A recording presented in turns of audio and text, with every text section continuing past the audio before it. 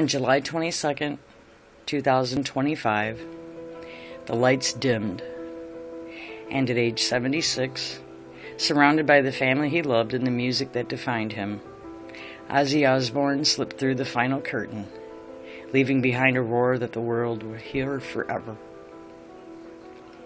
They called him the Prince of Darkness, the snarling frontman of Black Sabbath who bit the head off a bat, who raised his fist in defiance, who shouted into microphones from a throne. But that title only tells half the story, because Ozzy's true legacy is not just the darkness, but what emerged from it. From smoke-filled pubs of Birmingham to sold-out stadiums around the world, from addiction and self-destruction to revival and redemption, Ozzy's journey was one of fire. He didn't just survive the storm, he harnessed it. With Black Sabbath, he laid the foundation of heavy metal.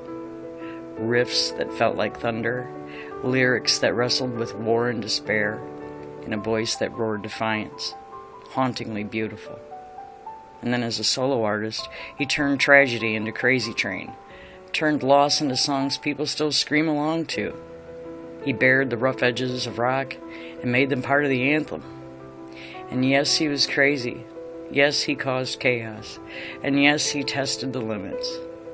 But that chaos never overshadowed the heart beneath it, because behind every wild stunt, there was a man who refused to give up. A man who in his final days refused his medications even, so as he could perform his absolute best for us and return to where it all began, Birmingham. The hometown that watched him rise.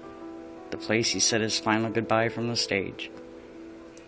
For decades, Ozzy wrestled with demons, addiction, illness, and the very real possibility he might not make it out of the darkness. Very real possibility he might not walk again. But then, he did.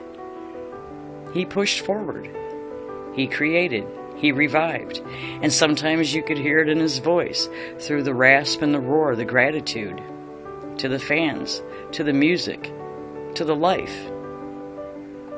And now as the echoes fade from the stadium, as the last chord reverberates, we're left not only with albums and memories, but with influence. There's a generation of bands who say, we stand on Ozzy's shoulders. There's a culture that still nods to the moment in 1970 when a bell tolled and everything changed. Heavy metal wasn't just born. Ozzy helped forge it. His legacy isn't just about the music. It's about endurance, about finding light in the darkest places, about a little boy from Birmingham who became larger than life, who held his crown with both humor and humility. The Prince of Darkness may have left the stage, but his shadow, the one cast by his voice, his spirit, and his impact, will never fade. Rest in power, Ozzy, and thank you for everything. And thanks to all of you for watching.